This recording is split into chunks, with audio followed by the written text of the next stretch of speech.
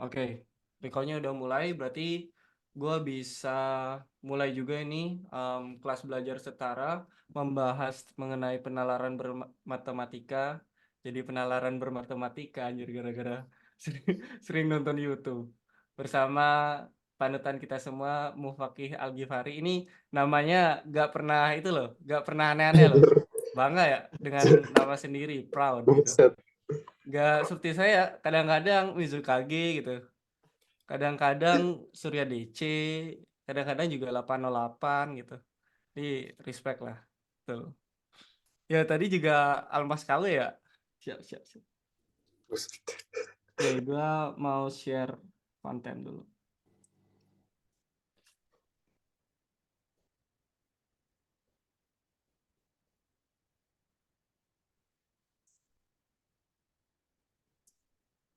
Bentar ya, gua setting wifi dulu dah.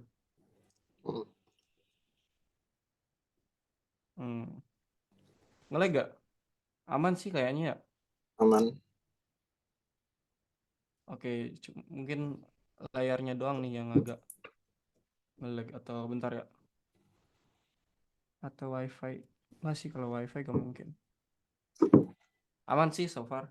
Jadi kalian Em, udah ada yang pernah nyoba mengerjakan soal simulasi dari BP3 gak? Baik yang 2023 maupun 2024 soal, soal simulasi. Yang 2023 gue yakin udah pernah sih itu ya nyoba ngerjain kan ikut SNBT kan gitu. Oh ternyata banyak yang belum juga ya. Oke, mungkin kita awali dulu em, agenda belajar PM selama seminggu lebih ini dengan mengenal dulu sebenarnya apa sih yang em, diujikan di penalaran matematika ini. Sebenarnya referensi yang paling valid itu ya dari BP3-nya gitu ya. Jadi bisa kalian buka itu kalau yang mau tahu lebih lanjut atau mau baca detail gitu penalaran matematika bisa diakses gitu dengan link ini ya. Nanti search aja SNPMB BP3 gitu. Nanti kalian cari di framework dan contoh soal nanti bakal ada deskripsi seperti ini gitu. Subtes yang lain juga isi ya deskripsinya gitu. Nang wis gak ono lawae. Nisma mohon ini kebetulan Karena ngomong saya mereka lagi kan lancar nih. Kalau dipotong ini jadi Kamu angel bocor. saya. Oke, thank you Nisma. Jadi kalian yang mau membaca lebih detail silakan baca aja. Gue di sini cuman mau ngasih poin-poin penting aja yang sekiranya perlu kita ketahui untuk yang menentukan gitu. Sebenarnya apa sih penalaran matematika ini gitu? Kenapa gak dimasukin ke PK aja? Kenapa namanya nggak matematika aja gitu biasa ya? Kayak matematika dasar, kenapa harus penalaran matematika gitu? Karena jujur penalaran matematika ini adalah subtes yang baru ya. Jadi baru ada tahun lalu, tahun 2023 gitu. Jadi kayaknya di sini kan juga banyak yang kelas 12 kan. Jadi tiba-tiba udah belajar aja nih PM padahal nggak tahu apa yang diujikan di PM ini gitu sih. Jadi kita bakal mulai dulu dari mengenal si subtesnya gitu. Untuk materi segala macam itu gampang lah pokoknya karena di PM ini yang ditekankan bukan tentang penguasaan materinya. Penguasaan mungkin penting ya penguasaan materi, cuman materinya gak banyak gitu. Nanti akan ditekankan juga oleh Bang Fakih gitu. Nah, di sini gue udah mencatat kira-kira apa-apa aja yang pengen gue share gitu ya. Oke, ini seperti biasa PPT pertama yang saya buat ini ya. Ini mungkin tidak semenarik PPT-nya Kak Aska ya. Tapi ya dinikmatin aja yang penting ada hal yang bisa didapatkan gitu. Ini Easter egg aja di sini ada tanda tangan saya nih gitu ya. Jadi kalau mau apa itu tanda tangan surat tanah mungkin bisa di itu ya bisa di copy paste ya. Oke, di sini udah gua cantumin judulnya itu penalaran matematika yang buat gua dan gue juga ditemani oleh Lord Fakih gitu ya. Itu judulnya PM berputar di atas pencakar langit. Mungkin yang mendengarkan Hindia tahu ya gitu. Jadi ini tuh sebagai intro doang gitu. Ya, udah keren ya? Keren ya? Oke, itu judulnya. Jadi kita pertama baca dulu nih, apa sih itu penalaran matematika? Ini tuh definisinya langsung gua ambil dari BP3-nya. Jadi kita paling valid tuh yang ngambil informasi dari BP3 gitu ya. Oke, penalaran matematika itu didefinisikan sebuah kemampuan gitu untuk melakukan penalaran secara matematis ya. Melakukan penalaran secara matematis. Nah, penalaran itu ditunjukkan dengan kemampuan dalam merumuskan, menggunakan, dan menafsirkan masalah atau informasi yang melibatkan aspek kuantitatif gitu. Jadi sebenarnya sih penalaran matematika ini yang diujikan tuh ada 3, yaitu merumuskan, ya menggunakan, dan menafsirkan atau mencari solusi lah gitu, dan melibatkan aspek kuantitatif gitu. Dan ya kebetulan aja gitu aspek yang digunakan adalah aspek kuantitatif, jadi pakai matematika gitu. Kalau baca yang nomor 2 kurang lebih juga sama sih. Jadi itu juga bisa kita artikan sebagai proses yang melibatkan literasi matematika itu memiliki beberapa elemen pendukung seperti prosedur, fakta, dan alat gitu. Mungkin ada yang bingung ya, maksudnya prosedur, fakta, dan alat ini gimana gitu. Oke, mungkin gue mau ituin ya, artikan sendiri senangkap gue gitu ya. Nah, pertama mungkin dari si faktanya dulu gitu. Jadi si fakta yang dimaksud di sini, untung mau jalan pulpen gue. Ya, Tarking. Ya, oke, thank you. Jadi fakta ini adalah informasi di dalam soal, gitu. Jadi aspeknya itu salah satunya ada fakta. Fakta yang dimaksud di sini adalah informasi yang dikasih tahu di dalam soal, gitu. Kemudian apa? Kemudian ada alat, gitu. Nah, alat inilah yang nanti kita harus dapatkan terlebih dahulu, gitu. Jadi kita harus punya alatnya dulu, gitu. Alatnya ini maksudnya apa sih, gitu? Alat inilah yang kita pelajari nanti, yaitu si materinya gitu. Jadi materi matematika itu kita pandang dia sebagai alat untuk menyelesaikan suatu masalah gitu. Nah, yang satu prosedur. Yang satu prosedur. Prosedur ini meliputi apa? Meliputi cara berpikir em, apa ya? Problem solving mungkin. Solving. Atau kalau mau diringkas gitu ya, prosedur ini adalah ide yang harus kita cari gitu. Jadi ketika kita menemukan suatu soal penalaran matematika, kita harus pastikan memiliki elemen-elemen ini gitu. Ada infonya, kalau info kan udah pasti ada di dalam soal gitu. Terus apa? Alat. Kita harus punya alat, kita harus belajar materinya dulu. Terus kita juga harus punya ide gitu. Harus punya ide gitu. Kira-kira gimana sih cara kita menggunakan si alat dan si fakta ini supaya bisa mendapat solusi gitu. Nunduk banget ya. Iya, soalnya gue nulis. Ya gimana?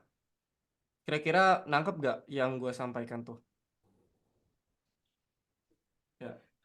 Oke, lanjut yang bintang ketiga. Penekanan kemampuan penalaran matematika dikaitkan dengan proses kognitif. Mungkin kalau yang belum tahu ya, kognitif itu kayak kemampuan otak kita untuk mengolah informasi gitulah, untuk berpikir gitu. Dikaitkan dengan proses kognitif yang terlibat dalam penyelesaian masalah yang dilakukan gitu. Nah, proses kognitif itu meliputi memformulasikan masalah itu yang tadi, terus menggunakan atau menerapkan prinsip matematika yang tadi juga, dan menginterpretasikan kesimpulan. Jadi, pertama kita harus memodelkan masalahnya dalam bentuk matematika harus kita formulasikan. Kemudian kita harus bisa menggunakan alat tadi ke formulasi tersebut dan yang terakhir adalah mendapat kesimpulan gitu atau mendapat solusi gitu. Jadi kurang lebih itu sih yang ditekankan itu kita bisa apa? Memodelkan terus menggunakan matematika yang kita punya, artinya dieksekusi masalahnya. Terus yang terakhir adalah si interpretasi kesimpulan itu. Jadi kita bisa mendapat jawabannya gitu. Nah, setelah itu kalau itu kan gambaran tentang definisi si penalaran matematika itu ya gitu. Sebenarnya sih penalaran matematika itu mungkin kalau satu kata yang bisa mewakili adalah yaitu problem solving gitu. Jadi kita dikasih masalah, gunakan modal matematika Anda untuk menyelesaikan masalah ini. Kurang lebih gambarannya seperti itu. Nah, bedanya dengan PK apa? Bedanya dengan PK, kalau di dalam PM masalah-masalahnya itu lebih nyata gitu, lebih real. Jadi entah tentang harga barang, jadi yang lebih dekat dengan kehidupan kita gitu. Kalau PK kan udah ada konteksnya, baik di koordinat atau di geometri gitu. Nah, kalau di PM itu konteksnya adalah ya masalah dalam sehari-hari gitu. Terus konten pengukuran penalaran matematika itu terdiri dari 4 subdomain gue nyebutnya. Jadi ada 4 ranah gitu. Ini juga berlaku sih buat PK ya gitu. Jadi yang pertama itu ada ranah bilangan, terus pengukuran dan geometri. Yang ketiga ada data dan ketidakpastian dan yang terakhir ada aljabar gitu. Nah, yang ini tuh gue gak ngide ya. Jadi kalau kalian baca di web yang tadi, emang dijelasin gitu. Kalau yang diujikan tuh yang ini. Jadi kita bisa fokus aja nih dengan yang ini gitu. Fokus aja ke yang 4 ini. Karena kan yang dijanjikan yang keluar nanti kan seputaran ini aja gitu. Dan kalau kalian baca ya, ini materinya sebenarnya gak banyak gitu ya. Materinya gak banyak gitu. Dan masing-masing materinya juga nggak terlalu dalam gitu sih. Jadi kalau kalian nggak benci-benci banget gitu ya sama matematika, kayaknya bisa kalian pelajari deh si materi-materi PM ini gitu. Karena materinya jauh lebih sedikit dari PK gitu. Dan lebih dangkal juga sih, nggak terlalu dalam gitu. Yang penting kuat aja pemahamannya gitu. Mm-mm. Dan Maaf juga OOT penjelasan airdrop ada di YT gak teman-teman? Thank you. Ada. Dicari aja sampai besok ya. kalau gue ini tambahin, Ya, gue silakan Bang Fakih tekenin, sebelum gua itu ya breakdown materinya. Silakan uh, nah pandangan Bang dari Fakih terhadap PM.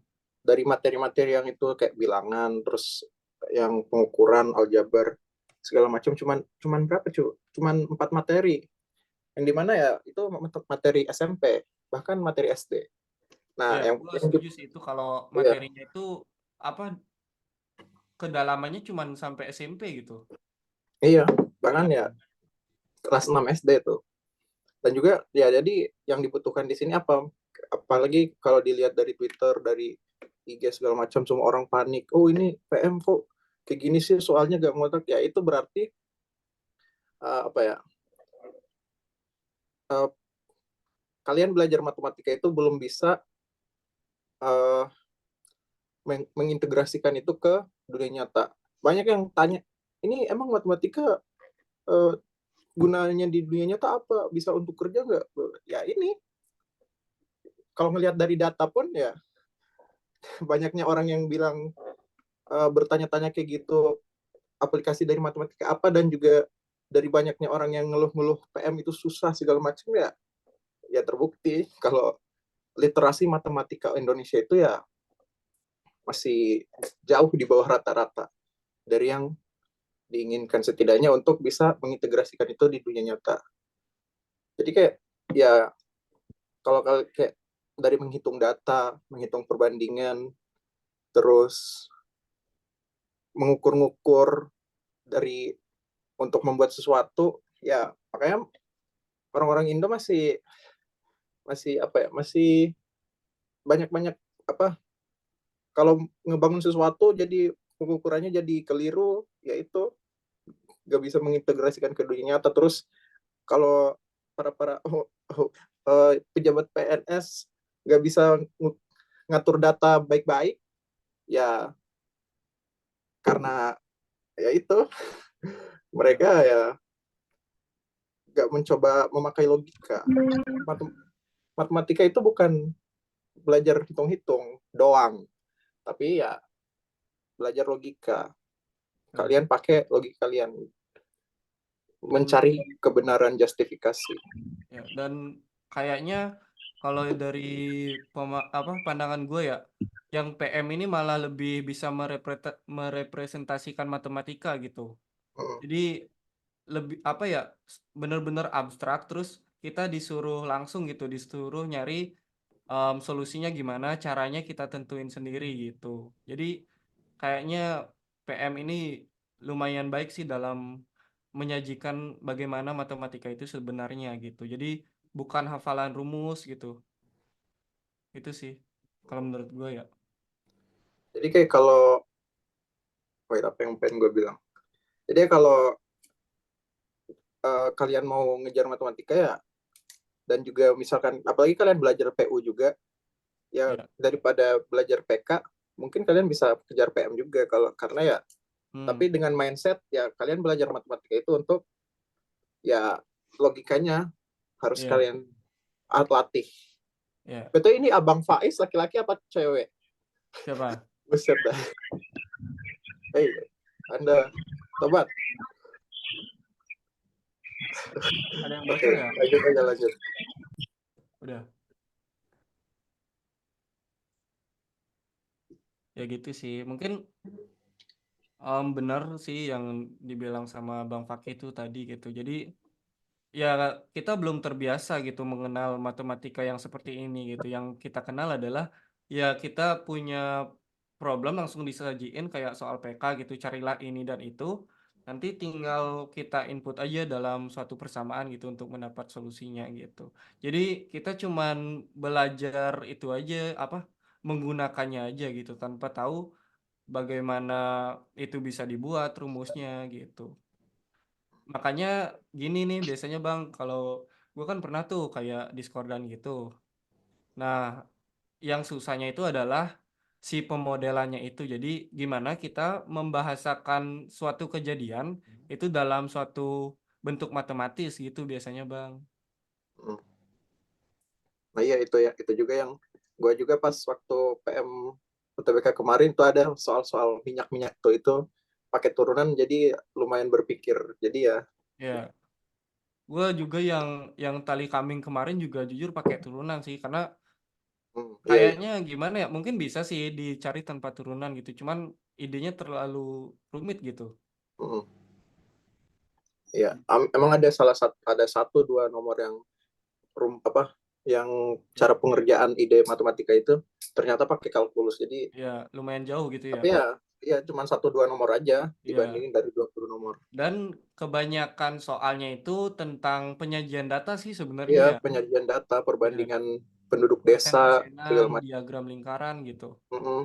Ya, dan mungkin kalau dari segi materi sih gampang ya. Itu mah pelajaran kelas 7, pelajaran kelas Mm-mm. 8 gitu. Tapi ketika informasinya semakin banyak, kita malah jadi semakin bingung gitu. Mm. Itulah yang menurut gua susah gitu dan sekarang gue juga mengalami itu sih ketika nemu-nemu soal yang informasinya banyak gitu ya kayak PM ini misalkan tabel gitu ada diskonannya terus ada pajaknya terus ada harga diskon ketika tanggal berapa gitu kan apa operasinya kan berkali-kali ya gitu jadinya makin rumit gitu itulah kayaknya yang membuat si PM ini menjadi kompleks gitu walaupun materi atau alat yang diperlukan untuk mengerjakannya sebenarnya nggak terlalu advance gitu. Dan juga dari soal-soal yang banyak bercabang gitu, dari satu kayak misalkan yang di simulasi itu ada soal biang lala itu, Ya. yang teksnya itu sebagai informasi general aja, terus soal yang ditanyain itu bakal Hmm, beda. Jadi kita harus pintar-pintar sih ngolah informasinya, mana yang harus dipakai ya, dulu, mana yang betul. Itu jujur gue juga sampai sekarang ya lumayan susah tuh Bang kayak yang mana yang harus dipakai gitu. Kita kan dari baca udah, waduh ini informasinya banyak banget ya gitu. Tahu-tahu yang ditanya cuman beberapa bagian aja gitu. Jadi Mm. kemampuan kita untuk mengolah apa energi kita gitu untuk menyimpan informasi juga diperlukan di sini kayaknya gitu. Oke, mungkin itu bakal dibahas lebih lanjut nanti ya terkait ide, terkait mengolah informasi oleh Bang Fakih gitu. Gue lanjut aja. Em, Gimana katanya BP3, gimana cara mereka untuk mengukur si penalaran matematika ini gitu. Jadi seperti yang tadi gue bilang, materinya tersebar dalam 4 subdomain. Ada bilangan, pengukuran dan geometri, data dan ketidakpastian, dan aljabar gitu. Mungkin yang A dulu nih, yang paling gampang kali ya gitu. Di sini ada representasi bilangan gitu. Walaupun sebenarnya ranah bilangan juga susah ya. Kalau udah advance tuh. Cuman di sini untungnya nggak apa yang ringan-ringan aja. Yang pertama itu representasi bilangan. Jadi ada penyajian bilangan gitu. Bilangan ini bisa menyajikan apa sih gitu.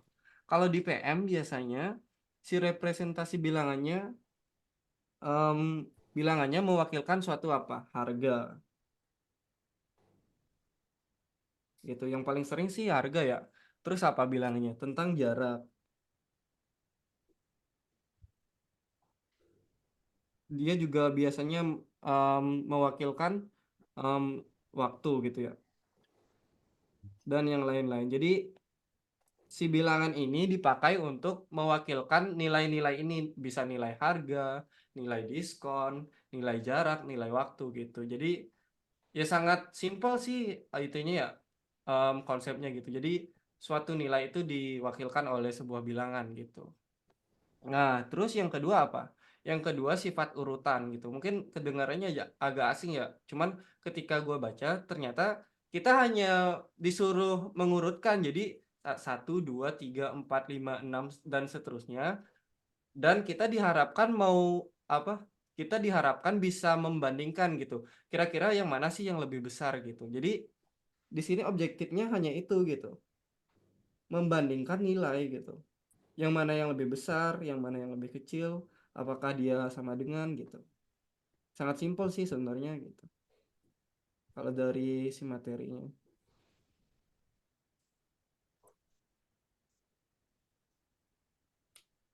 Nah, yang nomor 3 itu udah mulai masuk nih ke operasi hitung gitu.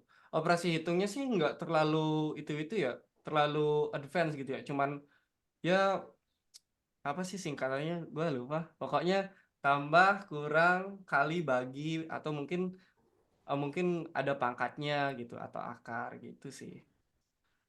Kata baku ya, kali tambah kabataku. Kali bagi tambah kurang. Nah, itu dia. Jadi mungkin operasinya cuma meliputi perkalian, pembagian, terus penjumlahan, pengurangan, terus yang paling atas palingan cuma sampai akar dan pangkat palingan gitu. Akar ini kadang juga muncul akar kuadrat ya biasanya yang paling sering muncul tuh karena kan kalau main-main sama dimensi ruang, dimensi 3 itu kan pasti ada akar-akarnya kan gitu. Kalau pakai Pythagoras tuh gitu. Nah, kalau di subdomain yang kedua itu ada pengukuran dan geometri. Ini dari soal-soalnya sih dari soal-soal yang tahun lalu gitu, yang gua lihat-lihat. Tapi gue bisa menyimpulkan kalau si BP3 ini seleranya adalah suka banget sama bangun ruang gitu. Jadi bangun ruang entah itu kerucut, tabung lah gitu. Jadi dia nulisnya di websitenya itu ada dua buah itu submateri itu bangun ruang ya. Jadi yang pertama itu terkait bangun ruang. Nah, apa sih yang pertama ini kan masih umum ya, bangun ruang. Terus yang diminta apanya? Nah, di sini yang mau diujikan adalah pengetahuan kita terhadap luas dan volume. Ya, kenapa jadi delta ya? dan volume. Kebanyakan main proof limit lo. Baru nyoba kemarin ternyata susah juga. Bisa. Padahal kalau dipikir-pikir ya tinggal diganti aja X-nya jadi berapa gitu ya. Ah, emang buset emang. Ya jadi bangun ruang di sini tuh yang diujikan tentang luas dan volumenya gitu. Dan gue yakin kalian udah pada tahu ya tentang luas bangun ruang, tentang volume gitu. Mungkin rumusnya agak-agak lupa, cuman ya kan gampang ya tinggal dicari luasnya berapa, tinggal dicari volumenya berapa ketika sisi-sisinya udah diketahui gitu.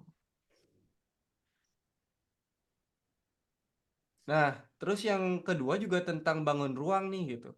Tapi di sini gue kurang jelas juga sih maksudnya itu gimana ini atribut bangun ruang yang terskala metrik. Kalau gue baca di perinciannya sih, ini tuh ya sorry, yang mau diujikan adalah terkait apa? Terkait debit. Jadi Oh, faktor-faktor yang sekiranya itu ada di bangun ruang gitu. Ada debit, terus apalagi ya? Em, debit air, terus ntar gue lihat dulu dah. Kalau di sini tuh di sini panjang. Oh, nih di sini nih. Debit, volume, luas, dan panjang masa waktu. Oke, ini terkait itu ya besaran-besaran berarti yang diujikan gitu. Debit, terus tuh luas oh ini juga. yang gue bilang tadi Mana? perubahan-perubahan. Jadi kalau kayak apa ya? Misalkan lu ada ember, terus Ya, ada keran. terus Kerannya ada debit ya, sekian. Nah, di embernya itu ada lubang. ya, Jadi berapa yang itu? Ya gitu lah ya. ya berarti perubahan volume gitu lah ya. Iya, perubahan. Nah, ini yang bisa dibilang yang salah satu yang soal yang rumit. Ya, Ya, kalau selevel ya, kalau gue selevel dulu itu yang UTBK juga juga kan dapatnya itu hari pertama sesi pertama gelombang pertama sesi kedua hari pertama kan. Nah itu juga dapet tuh yang ini nih apa? Pokoknya ada kayak ember gitu terus ada bocornya. Pokoknya konteksnya itu konteks fisika gitu. Dan hmm, gue lupa sih, cuman kayaknya yang Torricelli dah namanya. Jadi hmm, dikasih persamaan Torricelli gitu. Dan kita cuman disuruh apa? Cuman disuruh untuk mengubah subjek.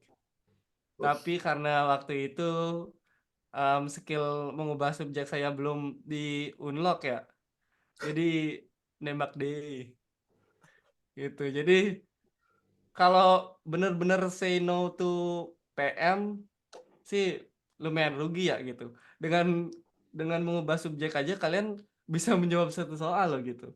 Dengan effort yang sangat kecil ya menurut gua gitu. Kalian kan udah ikutin juga tuh kelas yang kemarin mengubah subjek gitu. Kalau yang batch 1 sama batch 2 kayaknya. Oke, ini terkait waktu. Jadi kira-kiranya adalah besaran-besaran yang berhubungan dengan bangun ruang massa gitu. Jadi ingat selera BP3 ini kayaknya sangat suka dengan bangun ruang gitu ya. Jadi kalian-kalian yang sangat membenci dimensi 3 mungkin harus itu ya harus mengalah ya belajar gitu. Jadi jangan malah dijauhkan gitu. Tapi coba coba dipelajari gitu, coba dibaik-baikin gitu. Siapa tahu bisa gitu. Jujur entah kenapa ya dimensi 3 ini menjadi topik yang sangat menyeramkan gitu. Baik dari teman-teman di sini maupun teman-teman gue masa SMA gitu. Karena ya itu idenya yang susah ya bagi lu hmm. Bang atau gimana? Ya emang geometri juga gue salah satu yang males. Lah, sama kita. Ya, geometri itu kalau kalian apa ya, kalau yang level-level atas itu emang harus bisa melihat dari sudut pandang yang Ya, berbeda, jauh betul. banget. Ya, gue juga jujur lemah sih di geometri. Iya. Bukan dibangun ruang doang, dibangun datar juga kalau yang dikasih agak-agak sulit, lama mikirnya gitu. Iya, Dan apalagi gue kalau udah nanti bakal itu ya, selain soal dari lu juga, gue ada soal menarik nih, gue waktu itu dapat di IG ya. Itu tentang segitiga juga gitu, segitiga dilipat-lipat. Nanti yang bisa jawab dan dapat solusinya dan benar, itu nanti gue kasih uang 50.000 deh. Gitu. buset. Itu. Dan ngomong-ngomong soal dimensi 3 ya, karena itu modalnya sebenarnya sangat dikit gak sih? Cuman bisa Pitagoras doang kan sebenarnya. Iya, Pitagoras. Yang Pitagoras, terus kalau yang susah mentok-mentok apa? Paling aturan kosinus kan? mm, Ya, tapi kalau berurusan sama kubus itu nggak bakal pernah ada aturan kosinus karena ya sih. ini Soalnya kita apa? Mau dibuat gimana pun perpotongannya si sudut-sudutnya bakal itu ya termasuk sudut ya istimewa gitu ya. pasti sudut ya. Ya, bagus gitu. Gitu. Jadi ya gitu sih emang apa modalnya itu sedikit tapi idenya yang susah dicari kalau dimensi 3 tuh gitu. Kalian buat segitiga gitu kan. Terus cari sisi miringnya gitu. Tapi em, langkah sebelumnya yang sulit gitu. Ini cara buat segitiganya gimana gitu. Iya, Terus yang paling bawah itu mungkin yang merepresentasikan si bangun datar ya. Jadi tentang arah. Arah itu berarti yaitu em, cuman satu dimensi gitu ya. Ke kiri ke kanan gitu.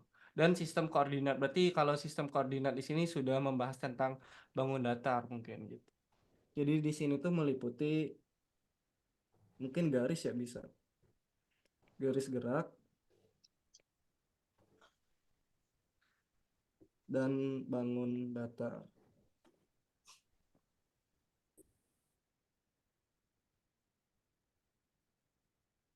gitu. Nah, bangun datar ini juga salah satu favorit dari BP3 ya gitu. Dan em, kabar buruknya lagi bangun datar yang BP3 suka itu adalah lingkaran gitu. Dan lingkaran itu kan sangat istimewa ya. Lingkaran itu sangat istimewa, ada banyak penemuan di balik lingkaran itu. Jadi membuat membuat kita mm, harus mempelajari lingkaran itu secara mengkhusus nantinya gitu ya. Yang tadi ada biang lala lingkaran-lingkaran juga, diagram lingkaran juga gitu. Dan yang kemarin kali kambing juga lingkaran juga gitu. Jadi kayaknya lumayan suka nih dengan lingkaran gitu. emang kalau Oke mau ya. mendalami MTK juga lingkaran itu di mana-mana. Seseorang bernama apa sebuah simbol bernama pi Ya, itu betul. mana-mana Bahkan sekarang juga masih terus diteliti ya itunya, nilainya. selalu. Gitu. Jadi yang kita kan berharapnya BP3 suka persegi ya, jadi lumayan mudah gitu. Tapi ternyata yang suka itu lingkaran gitu. Dan di soal asli juga gue pernah lihat yang kereta kuda itu. Itu kan juga tentang lingkaran gitu. Nah, mungkin nomor C itu tentang data dan ketidakpastian. Mungkin ini bahasanya terlalu diindah-indahkan ya. Jadi tentang statistika dan tentang peluang, intinya seperti itu. Tapi di sini statistika yang dimaksud itu lebih ke interpretasi data. Jadi gimana suatu data itu disajikan gitu. Yang ini juga paling favorit. Gue yakin kalau kalian menguasai interpretasi data, 5 dari 20 pasti bisa kejawab gitu. Asalkan perhitungannya benar tentunya gitu. Jadi pasti bakal ada soal interpretasi data gitu. Interpretasi data ini berarti data yang disajikan ini mengkhusus ya. Soalnya interpretasi data kalau kalian belajar di kelas 12 itu kan ada Olive gitu kan. Bener gak sih Olive namanya? Yang kayak kurva grafik-grafik gitu ya. Data dalam tabel gitu biasanya. Ini sebenarnya materi PU ya, PU kuantitatif gitu. Terus dalam diagram batang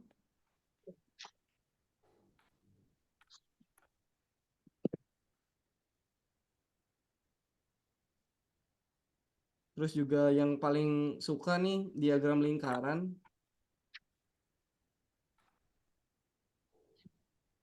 Lingkaran. Mungkin di sini juga nanti kita bakal bahas tentang yang paling penting itu persentase gitu. Karena walaupun persentase ini udah dipakai dari SD gitu ya, cuman masih banyak yang bingung gimana caranya menghitung persentase dari suatu kuantitas gitu. Dan itu menurut gue lumayan fatal sih gitu. Kalau gak bisa persentase tuh jadi susah gitu. Karena ya kita akan menganalisis fakta gitu dalam suatu itu tabel atau diagram gitu. Jadi kalian wajib bisa persentase sih gitu. Nanti bakal kita jelasin. Yang di peluangnya adalah peluang kejadian majemuk. Jadi peluang itu diambilnya dari beberapa kejadian kejadian yang terjadi secara bersamaan gitu. Jadi mungkin harus pakai kombinasi dan permutasi, harus menggunakan pencacahan dulu gitu. Bukan peluang yang itu ya yang ada di SMP ya. Kalau di SMP kan peluangnya cuman ya tinggal apa si kemungkinannya per si semestanya gitu. Tapi kalau di sini kejadiannya lebih rumit gitulah. Kalau yang belum tahu ya peluang kejadian majemuk gitu.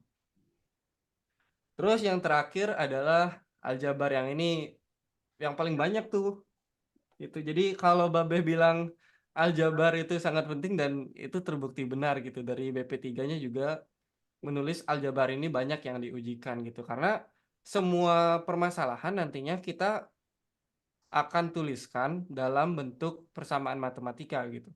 Persamaan matematika ya harus pakai aljabar gitu. Yang pertama itu ada persamaan dan pertidaksamaan ya. Jadi ya ini aja sih gitu. Mungkin yang di sini banyak yang belum tahu tentang pertidaksamaan. Nanti bakal dijelasin gitu secara simpel ya di kelas-kelas besok gitu. Nah, persamaan di sini tuh enggak yang terlalu rumit-rumit banget di sini persamaannya meliputi persamaan dan pertidaksamaannya meliputi persamaan linear, bentar,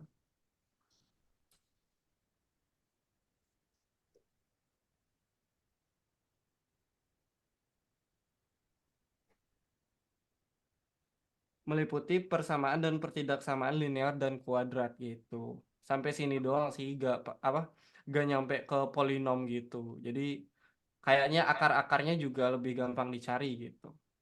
Terus yang kedua itu ada sistem persamaan yang ini tuh benar-benar erat ya hubungannya dengan soal cerita gitu. Kalau sistem persamaan tuh. Jadi di sini yang cakupannya itu hanya di SPL DV ya dan SPL TV gitu. Cuman yang paling sering sih SPLDV ya gitu. SPLTV jarang biasanya.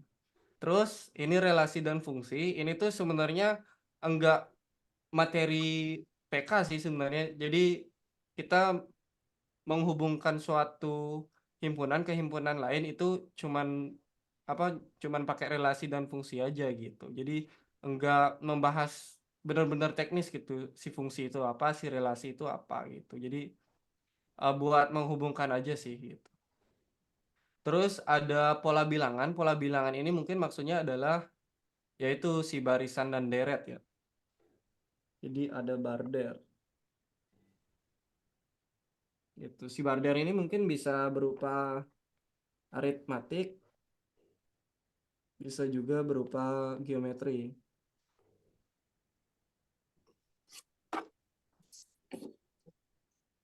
Dan yang terakhir adalah rasio dan proporsi. Yang ini tuh benar-benar penting. Keluarnya benar-benar banyak ya kalau kemarin gua list tuh. Jadi penting banget kalian untuk belajar yang namanya materi perbandingan gitu.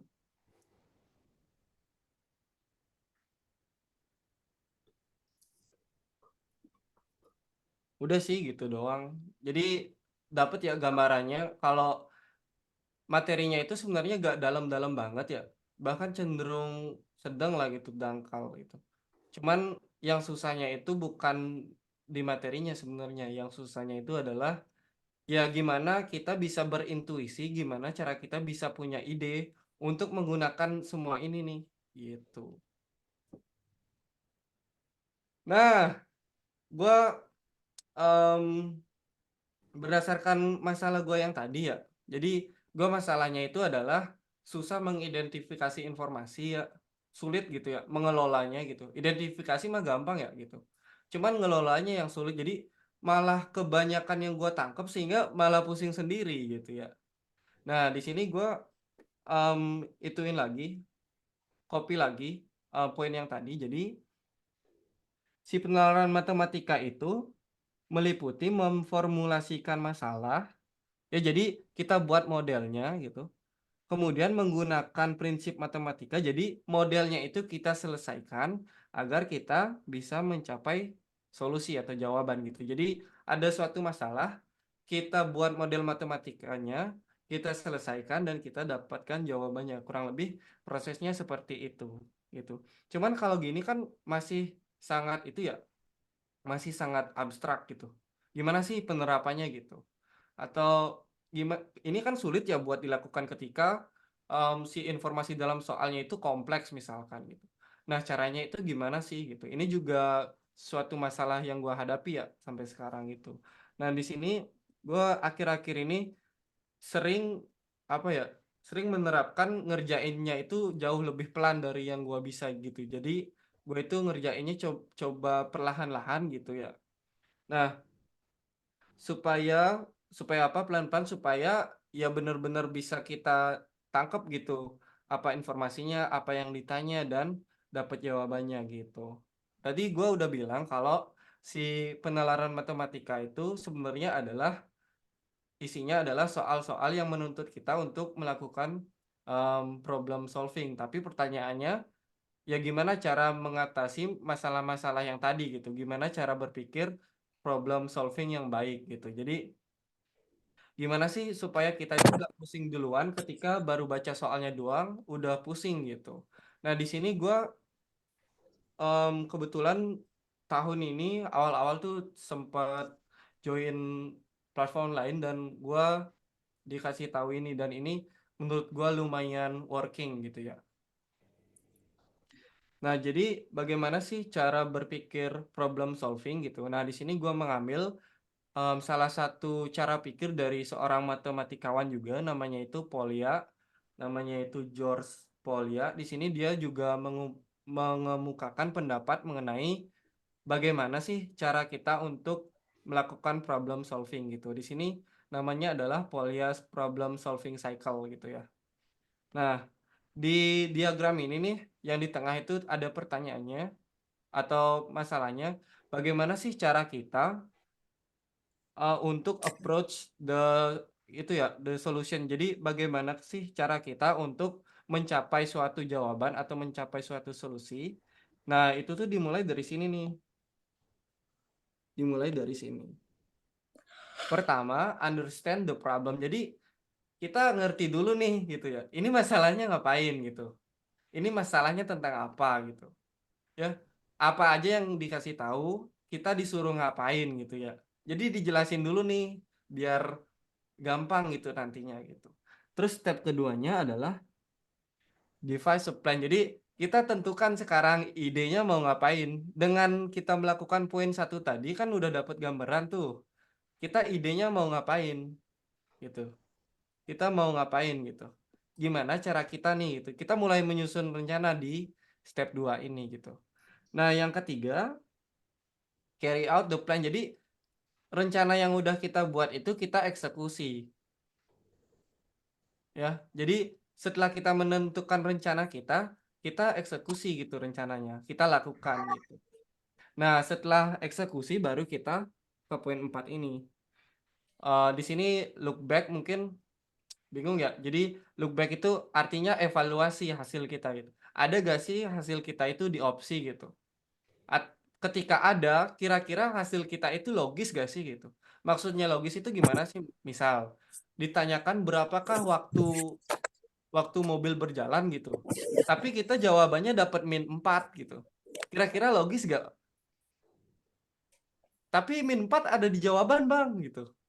Ya itu memang dibuat untuk mengecoh kita gitu ya. Misalnya berapakah jarak itu, jarak benda tersebut gitu.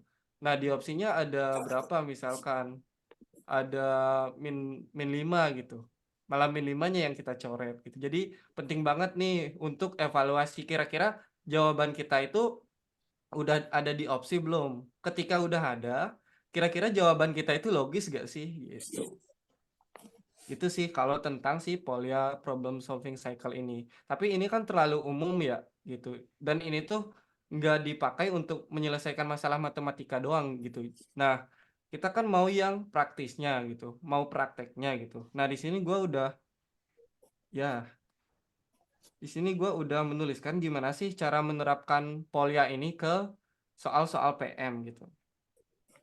Nah, yang pertama itu understand the problem. Ya sesuai namanya, pahami masalahnya, kira-kira masalahnya tentang apa. Masalahnya tentang apa, terus identifikasi informasinya. Jadi apa aja sih yang diketahui di soal gitu. Terus yang terakhir adalah perhatikan hal yang ditanyakan pada soal. Jadi setelah kita paham, kita identifikasi informasi jadi yang diketahui apa, dan kemudian fokus ke pertanyaannya gitu. Atau kalau kalian sering ngerjain soal fisika nih di SMA dulu, pasti guru-guru kalian tuh pertama harus nulis apa? Diketahui dulu gitu. Oh, Apa yang diketahui gitu. oh iya. Ya, karena kan kalau soal fisika itu informasinya benar-benar banyak ya gitu. Jujur, gue kemarin kan sempet gabut kan belajar-belajar fisika gitu dan di DC gitu. Padahal baru bab 1 loh. Tapi ternyata VT, terus fenol, terus ada V yang lain, ternyata itu benar-benar banyak gitu. Jadi penting banget buat nulis dulu nih yang diketahui apa gitu, supaya kita gak membebani otak kita untuk mengingat informasi-informasi gitu. Jadi alangkah baiknya informasinya ditulis dulu gitu. Nah, terus hal yang ditanyakan di soal biasanya guru kita waktu SMA disuruh menulis apa? Ditanya gitu. Jadi biar kita fokus gitu. Apa sih yang mau gitu? Apa sih yang ditanyakan di soal? Kemudian yang kedua nih yang lumayan sulit sebenarnya yaitu device plan. Jadi ini tuh kita mau cari ide gitu. Nah, tapi kan cari ide ini gimana caranya gitu? Kalau gua sih biasanya gini ya. Cari konsep cari konsep-konsep di sini karena penalaran matematika berarti cari konsep matematika yang berkaitan dengan poin satu. Jadi berdasarkan ini kira-kira materi apa sih yang masuk ke sini gitu. Cari konsepnya dan apa? Cari ide yang sekiranya bisa membawa kita ke arah solusi gitu. Nah, yang terakhir ini lumayan susah ya kalau awal-awal tuh, tapi gak apa-apa nanti pasti bisa gitu. Jadi ide yang mana sih yang berkaitan dan kalau kita pakai kayaknya jawabannya bakal ketemu dah gitu. Nomor 3 yang tadi gue bilang carry out the plan berarti eksekusi tinggal diselesaikan hitungannya pakai aljabar atau operasi dasar. Terus yang terakhir ada look back, evaluasi. Jadi apakah jawaban ada di opsi? Kalau ada, apakah jawabannya sudah logis? Gitu. Nah, gimana kalau misalkan jawabannya nggak ada di opsi gitu? Nah, kalau di sini ya kita cek lagi ke nomor satu. Kira-kira kita udah bener gak sih identifikasinya? Udah bener gak sih kita memahaminya gitu? Kemudian bisa dilakukan berulang lagi gitu. Gitu sih kalau dari gua. Mungkin kalau menurut kalian gini ya, kalau kita nulis gini, nulis di cut gitu ya, terus ditanya, terus dijawab gitu ya. Ini kan benar-benar buang-buang waktu ya gitu. Sedangkan waktunya itu ketika SNBT sangat mepet gitu. Nah, sebenarnya yang ini tuh enggak dipakai buat SNBT-nya gitu. Jadi yang ini tuh dipakai bagusnya ketika kalian latihan soal gitu. Jadi kalian berlatih untuk memanage informasi yang dikasih tahu di soal gitu. Jadi ditulisnya ketika itu aja, ketika belajar gitu misalkan atau ketika bahas soal, ketika latihan soal, ketika eval soal gitu-gitu aja gitu. Atau ketika evaluasi tryout juga bagus gitu. Jadi kalau TO nulis gituan sih keburu itu ya, keburu keluar ya nilai TO-nya gitu. Kalau kata Babe tuh kalau nulis kelamaan di SNBT keburu ditinggal pengawas gitu. Nah, itu aja sih baik tentang penalaran matematika dari gua yang mau gua sampaikan. Di sini gua ambil dua contoh soal dari SNPMB yang mau dibahas sama Bang Fakih gitu. Di sini soalnya cuma dua doang dan sebenarnya bukan gimana caranya ngerjain ya. Jadi gimana materinya atau gimana perhitungannya, tapi yang mau kita bagikan di sini adalah kira-kira gimana sih caranya kita buat menyelesaikan soal PM gitu dari segi teknisnya pakai framework yang tadi yang Polya gitu. Makanya kalian bisa melihat nanti gimana Bang Fakih menyelesaikan soal yang ini dan yang ini dan dua-duanya lingkaran ya. Ya. Nah, habis dibahas soalnya baru akan gua share materi-materi apa aja yang akan kita bahas di Holiday with Us. Jadi bukan materi yang di atas ya. Yang di atas itu untuk yang penalaran matematika secara umum gitu. Silakan Bang Fakih waktunya. Saya mau ambil minum dulu.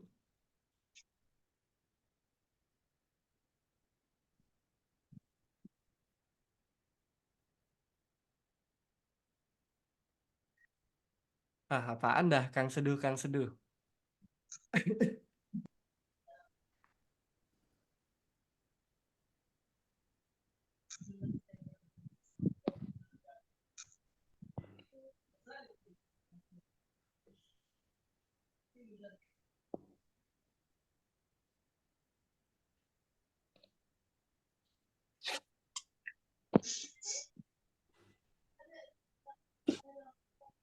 Kita bahasnya lu yang nulis sur apa Enggak, terus gua gua. aja Bang yang nulis. Oh, ya. Ntar. Ya, silakan. Bisa langsung share screen kan? Aman.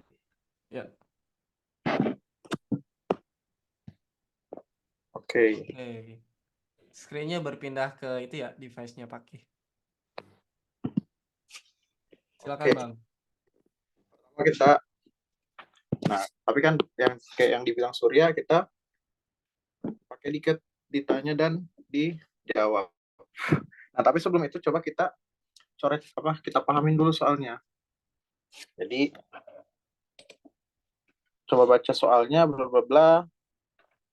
Nah saran gua lebih baik kalian ya baca dulu yang soal apa yang emang yang di atas ininya itu. Soalnya biasa soal PM itu di sini ini cuman apa bagian ini cuman informasi general. Ini bakal ke bawah-bawah terus ini sampai nomor selanjutnya. Ini biasa bakal 3 nomor mereka cabangnya. Nah, ditanya, biang lala berputar satu putaran dalam waktu sekian menit. Oke, jadi yang ditanya itu berapa menit satu putaran itu? Ini kita coret-coret untuk.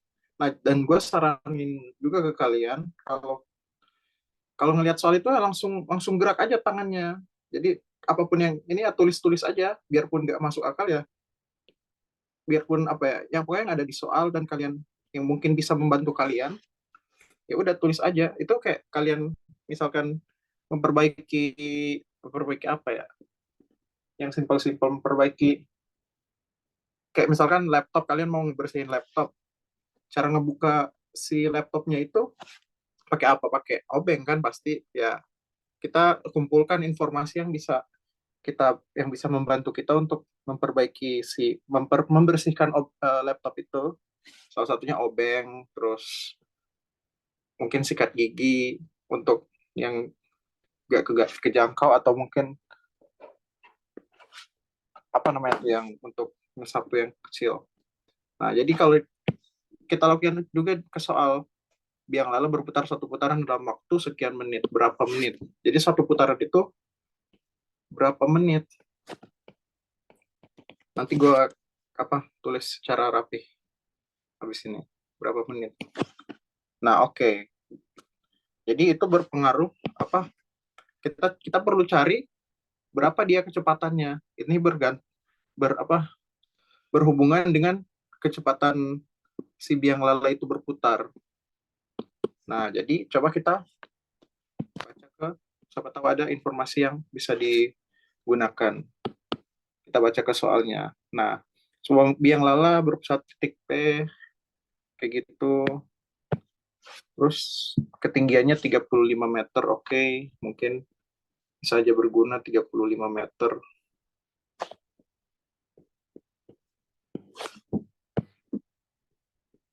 35 meter, oke. Dari permukaan tanah. Oh, jadi ini 35 meter. Nah, biang lalanya ternyata ada itu. Nah, dari situ bisa kita dapat ternyata ini 25 meter. Nah, 25 meter itu apa? Oh, ternyata si 25 meter itu si jari-jari.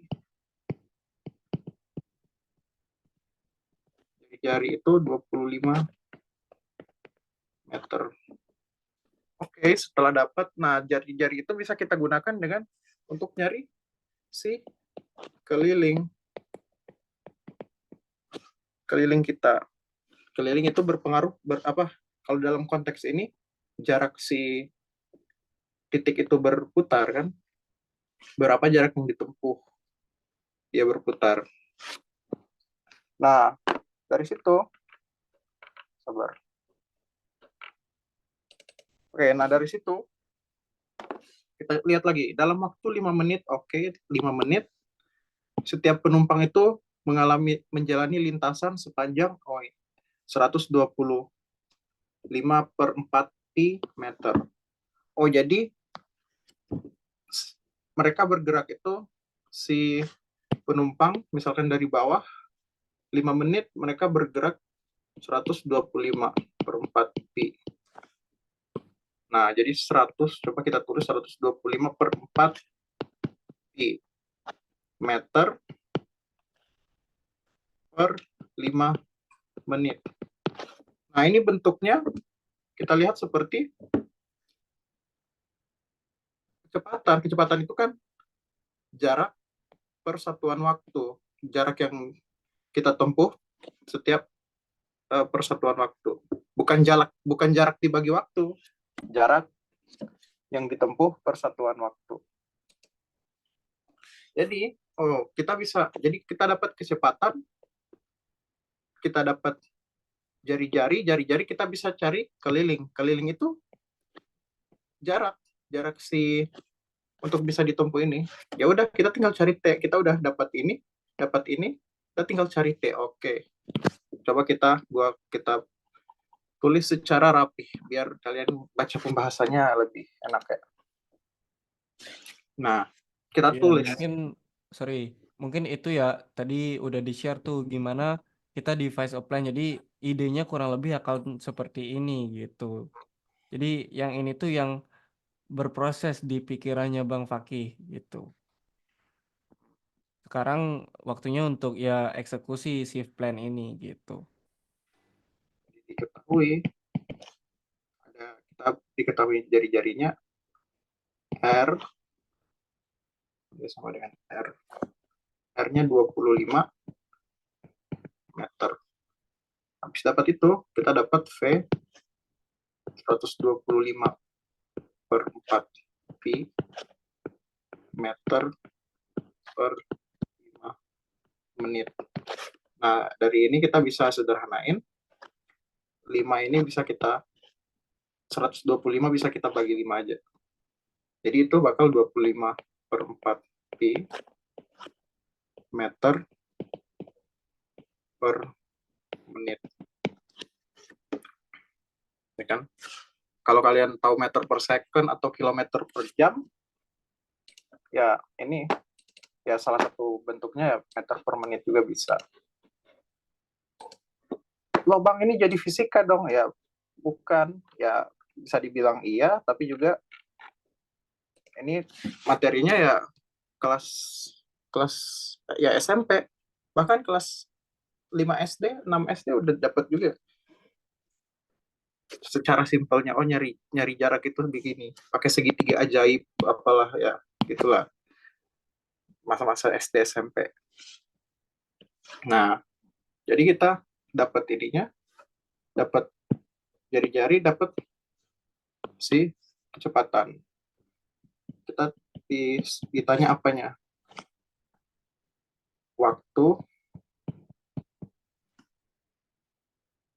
dibutuhkan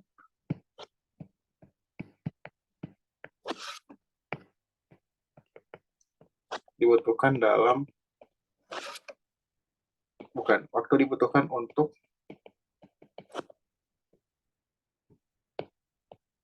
menempuh satu putaran. Berapa sama dengan berapa? Terus kita tinggal jawab. Nah, jari-jari untuk nyari keliling, kita hubungan keliling sama jari-jari itu 2pi kali jari-jari. Jadi, keliling itu 2 kali pi kali 25 meter. Biar kalian ini itu pastikan kalian taruh satuannya. Oke. Nah, jadi hasilnya bakal 50 pi meter. Nah, 50 pi ini mereka ini 50 pi meter ini jarak.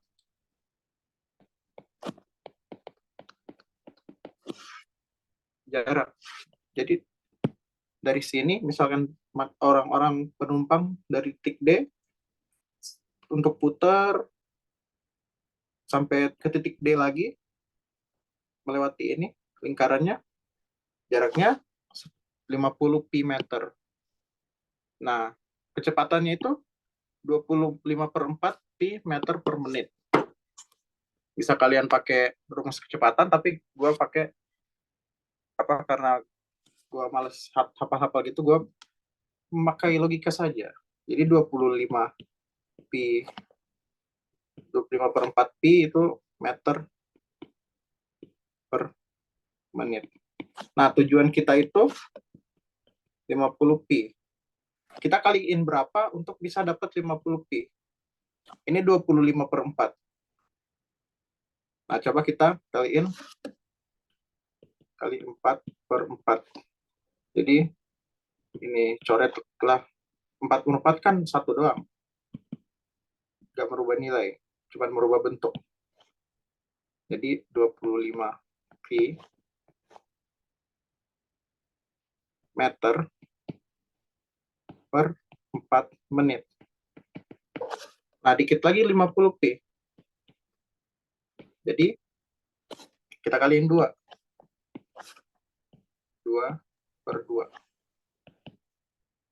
Jadi ini 50 pi meter setiap per 8 menit. Nah, hasilnya 8 menit. Nah, tapi karena tidak formal, ini gue kasih batas. Kita ke yang versi formalnya. V sama dengan kecepatan itu hasilnya jarak per satuan waktu. Nah, ini jarak. Jadi V-nya berapa? 25/4 pi meter per menit bagi sama dengan 50 pi meter dibagi per satuan waktu. Nah, satuan waktunya ini kita pakai menit, satuannya menit. Jadi kedua ruas kita kaliin sama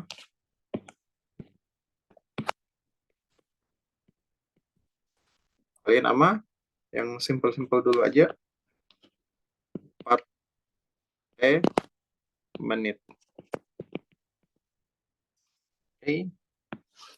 Jadi ini 4T dikali 4 dibagi 4. 4T dibagi 4, 4-nya coret ya kan. Jadi yang kirinya itu tinggal 25 T dikali 25 pi meter sama dengan yang di ruas kiri, yang di ruas kanan 4T menit dibagi T. T-nya bisa kecoret. T-nya bakal habis. T-nya itu bakal habis, hasilnya 1. T bagi T. Jadi 4 dikali 50 pi meter kali menit. Nah, kedua ruas yang untuk sekarang kita, mungkin gue lebih baik kalau dibagi, semuanya dibagi 25 pi meter. Kalau semuanya dibagi 25 pi meter, ini bakal hilang, kan? Bakal saling menghilangkan.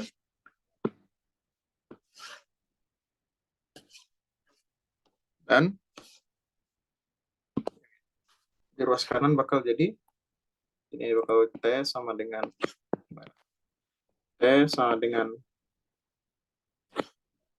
4 dikali 50 pi per 25 pi meter sama menit udah di mereka berdua juga sama dengan 1 menit. Jadi ini hasilnya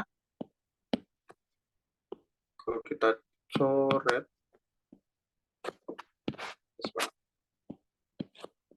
hasilnya 2. Jadi T sama dengan 8 menit. Kalau kalian mau pakai perbandingan pun bisa. Tapi kalian cari sendiri coba.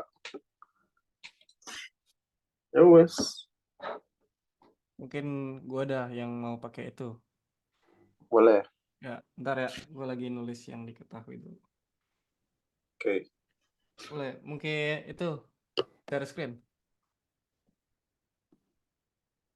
Ya.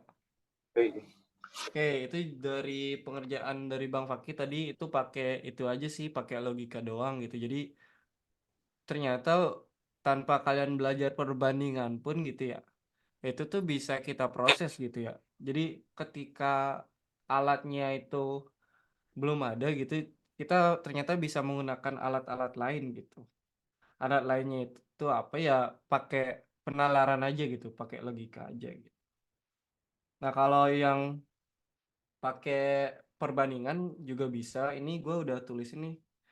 Jadi pertama yang diketahui itu apa? Pertama, titik P itu ketinggiannya adalah 35 meter. Kemudian si titik D-nya itu 10 gitu. Nah, berarti kalau kita mau cari jari-jarinya nih, ya berarti ketinggian P dikurangi ketinggian D. Jari-jari sama dengan HP, H ini ketinggian ya. HP min HD sama dengan 35 min 10 sama dengan 25. Terus apalagi yang diketahui nih? Dalam waktu 5 menit, setiap penumpang menjalani lintasan sepanjang ini. Berarti kita tuliskan menempuh jarak segini per 5 menit gitu kan. Jadi kalau waktunya 5 menit nih, jarak yang ditempuh adalah 125 per 4 pi gitu kan. Nah, di sini kita lihat dulu nih. Yang ditanya adalah berapa sih waktu yang dibutuhkan ya? Berapa sih waktu yang dibutuhkan untuk menempuh jarak yang ini nih, satu putaran lingkaran penuh. Jadi dia itu menempuh jaraknya itu satu lingkaran penuh gitu. Nah, di sini kan kita udah punya nih. Kalau dia menempuhnya segini, waktunya 5 menit. Kalau satu putaran penuh, ininya berapa? Kan gitu kan sebenarnya gitu. Dan si satu putaran penuh ini tidak lain adalah kelilingnya si lingkaran gitu. Dan karena kita punya jari-jari, kelilingnya bisa kita cari. K sama dengan 2πr, sehingga tinggal input R-nya itu 25, 2πr-nya jadi 50P gitu. Nah, tadi yang ditanya apa? Yang ditanya, bentar.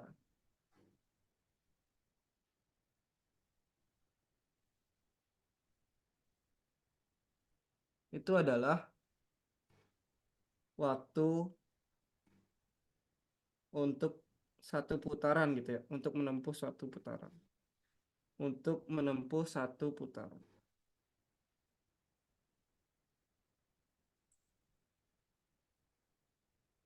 Nah, kita kan udah kebayang nih idenya gitu. Kalau misalkan dia waktunya 5 menit, dia menempuh segini nih jaraknya gitu. Supaya menempuh jarak segini, kita kira-kira dia bergerak berapa menit sih gitu. Dan kalau kita udah belajar materi perbandingan, kita bisa cari nilainya dengan perbandingan gitu. Jadi bisa kita jawab atau bisa kita cari seperti ini.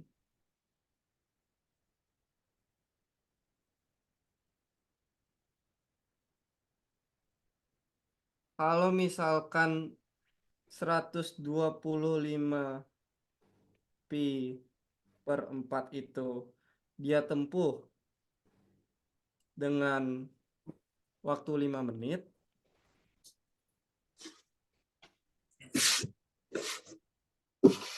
kalau misalkan kita mau dia itu menempuh satu putaran, artinya segini, 50 pi, kita harus bergerak berapa menit, gitu kan. Dan ini kita tahu semakin lama dia bergerak, jarak yang ditempuh juga semakin jauh gitu. Jadi kita bisa menggunakan konsep perbandingan setara gitu. Jadi dari sini kita bisa modelkan dengan matematika nih. 125 pi per 4 per 50 pi ini sama dengan 5 per X gitu.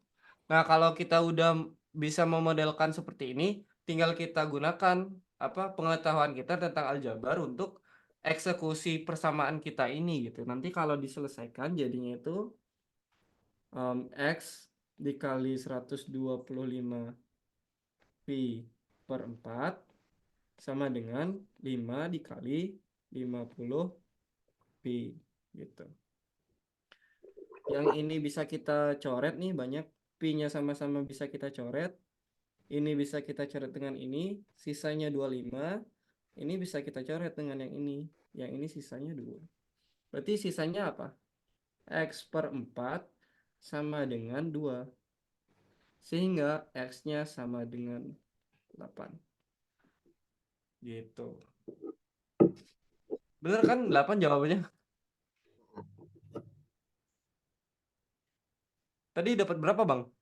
8, benar. Oke, gitu. Jadi kalau kalian paham materi perbandingan bisa pakai perbandingan juga boleh, pakai yang kayak tadi juga boleh. Jadi kita itu seakan-akan menafsir-nafsir nih nilainya gitu dengan upaya kita untuk apa memodif-modif bentuknya itu. Itu lebih kreatif sih jujur gitu.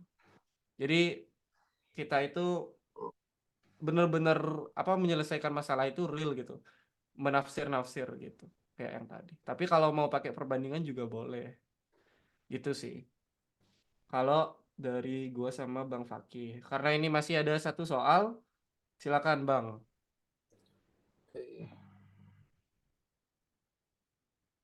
Oke. Ya, yang bawah BTW tentang lingkaran juga ya.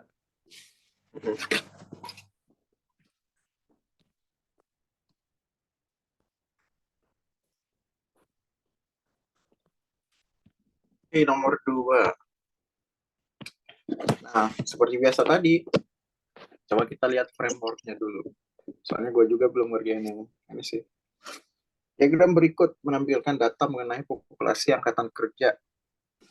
Bla bla bla, oke. Angkatan kerja. Kita lihat soalnya. Diketahui populasi angkatan kerja segitu. Terus dari semua angkatan kerja yang menganggur, semua angkatan kerja yang menganggur. Di kedua kecamatan, persentase yang tinggal di kecamatan B adalah, oke. Nah, coba kita lihat. Nah, yang ditanya ini persentase yang tinggalnya. Jadi dari total semua pengangguran, waduh, total semua pengangguran yang tinggal di kecamatan B ini berapa orang sih? Berapa persen dari total pengangguran kecamatan A dan kecamatan B? Hitungan populasi gap. Nah, jadi diketahui nih apa nih? Oh, ini ada kecamatan A itu ternyata total mereka nih, si angkatan kerja ini dia ada 15.000 orang. B-nya ada 10.000 orang. Oke. Nah, yang warna orange itu menganggur, para pengangguran. Nah, jadi coba ini bisa kita pakai, ya pastinya pakai persen. Nah, setelah dapat idenya, kita bisa langsung ke ininya aja, ke yang formalnya, diketahui, ditanya, dan jawab. Nah, ketahui berapa nih total A.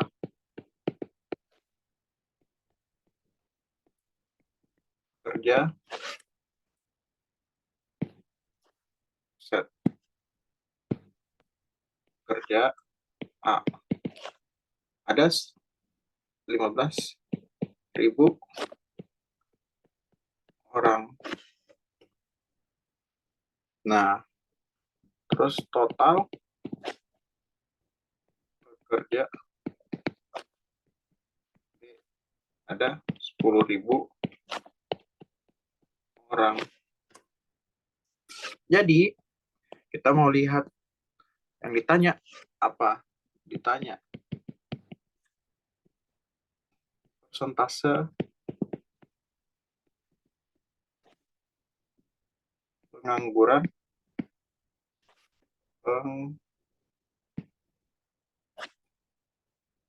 pengangguran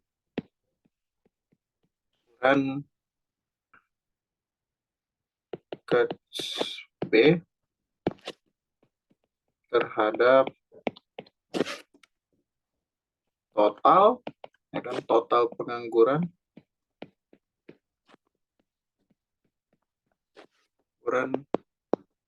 A dan B. Nah, oke.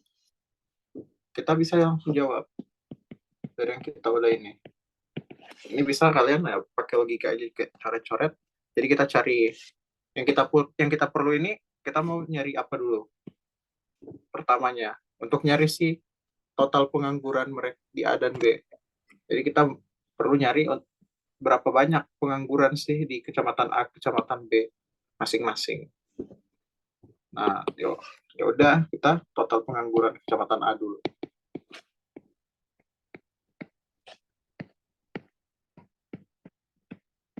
Pengangguran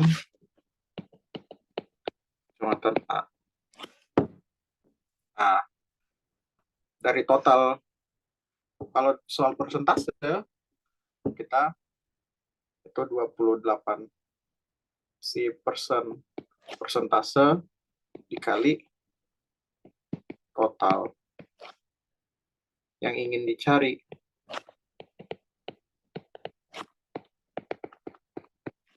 Dicari jumlahnya. Itu ide secara general dari persentase. Jadi misalkan kalian ada 3 orang,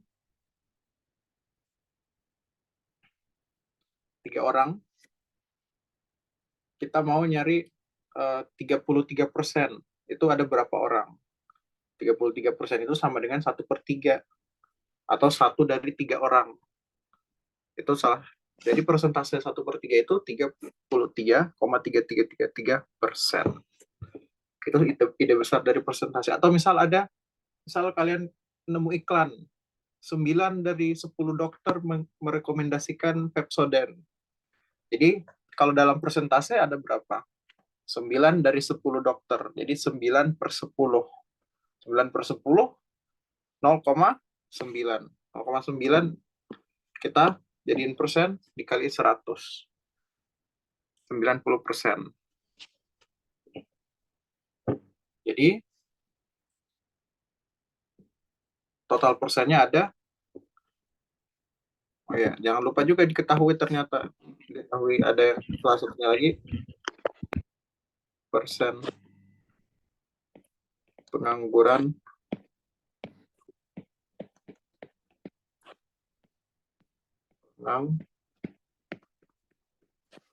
dari kecamatan A. Itu ada 28% pengangguran. Terus persen pengangguran kecamatan B ada 42%. Jadi, nah, selanjutnya kita cari yang A, 4, berapa tadi? 28%. Kalau yang dari A, kita ambil yang diketahuinya. Terus total yang ingin dicari jumlahnya. Yang ingin kita cari total pengangguran kecamatan A. Jadi, sedangkan total pekerja itu ada 15.000. Jadi, 28% dikali 15.000. Nah, 28% itu sama aja kayak 28 per 100 kali 15.000. 100-nya coret, jadi tinggal 28 dikali 150. Jadi 150, 28, ini hilang aja. 16 kali 8, 40. Kan? Terus 8, 4, 8 kali ini 12, 10, 10, 2, 3. Ya kan? Kalau kalian udah berpengalaman, bisa sat kayak gitu. Amin. Jadi hasilnya 4.200.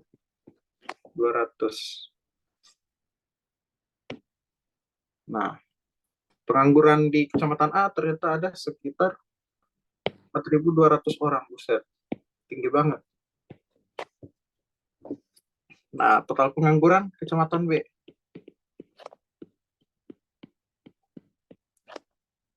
Pengangguran kecamatan B seperti yang di atas. Jadi persennya berapa? 42%. Nah, dikali total si B itu ada 10.000. Jadi 42 per 100 kali 10.000. Ini 2 nolnya coret. Jadi hasilnya 4.200. Nah, secara jelas ya 50-50, tapi coba kita buktikan.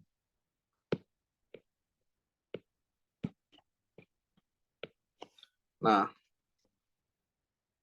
selanjutnya kita total pengangguran.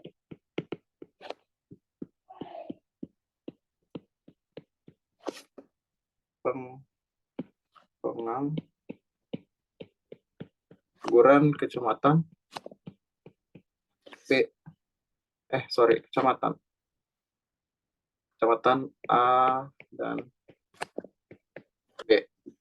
Jadi 4.200 tambah 4.200 hasilnya 8.400. Ini soalnya.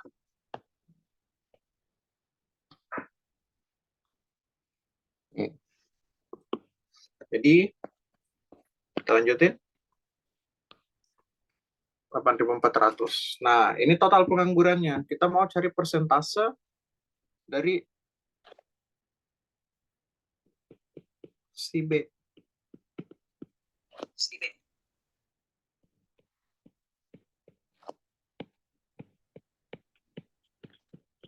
Pengangguran B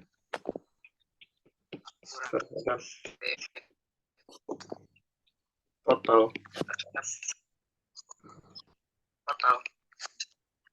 Faraway Musiala. Mute. Pengangguran B terhadap total. Nah, jadi pada B ada 4.200 dari 8.400 yang pengangguran. Aduh, sorry. Aduh, jump scare. Jadi 4.200 dibagi 8.400.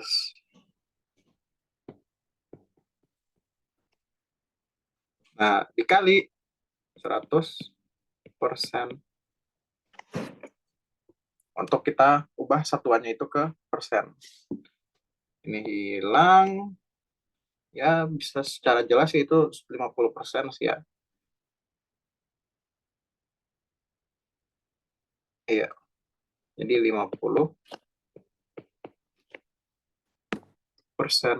Kalaupun dibagi pun ya tetap ya sama.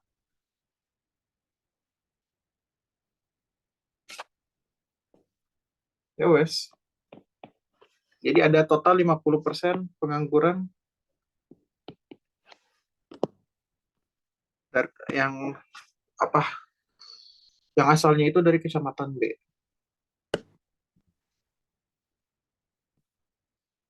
Yoi guys, bisa langsung masuk Harvard aja. Oke, ambil alih Oke, Surya. ya gue juga mau itulah mau share cara juga. Mungkin caranya sama sih sebenarnya ya. Karena kan kalau soal-soal seperti ini tuh idenya ya sama aja gitu. Apa? Cari masing-masing nilainya terus kita bandingkan gitu Kak. Tapi gue itu sih apa beda di hitungannya doang gitu. Ntar ya.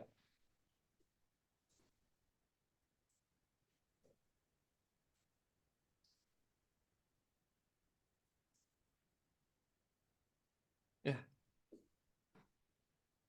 ntar.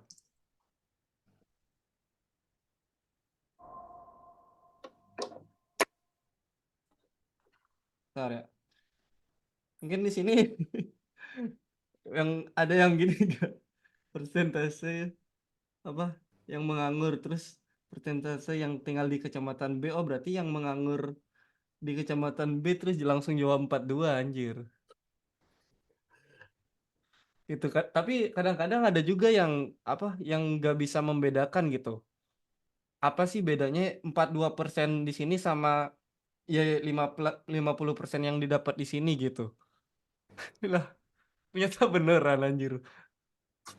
Ya, aku hampir jawab 42, waduh. Di itu aja sih apa? Saran gue dicermati lagi apa yang ditanyakan gitu ya. Apa yang ditanyakan gitu. Di sini sih caranya mungkin yang awal-awal udah dijelasin ya sama Bang Fakih tadi. Ini gue sama sih totalnya. Katanya total A itu ada 15.000, total B-nya ada 10.000. Pengangguran di A itu kita bisa hitung nilainya dengan si persentase dikali total. 28.000 dikali totalnya A berapa? Totalnya A adalah 15.000 ya.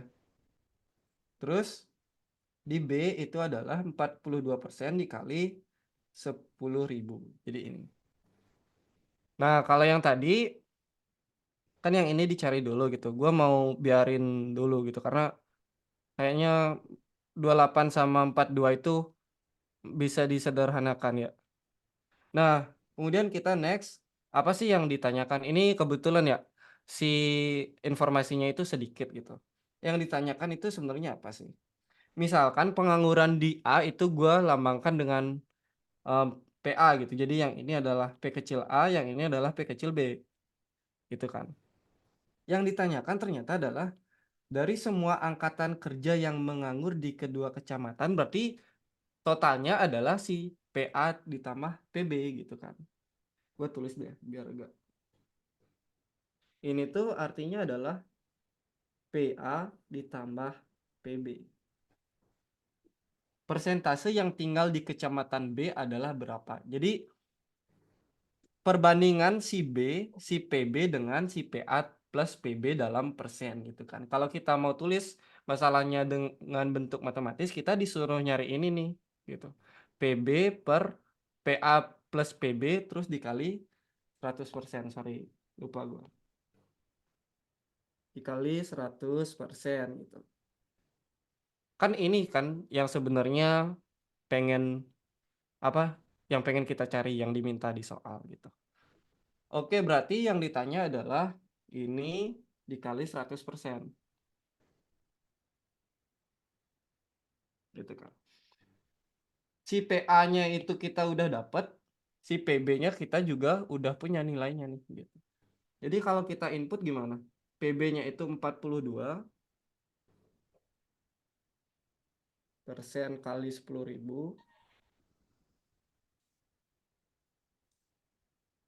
Yang di bawahnya itu penjumlahan dari mereka berdua. Jadi 28% dari 15.000 ditambah 42% si B-nya nih 10.000. Nah, di atas dan di bawah sama-sama memiliki persen ya.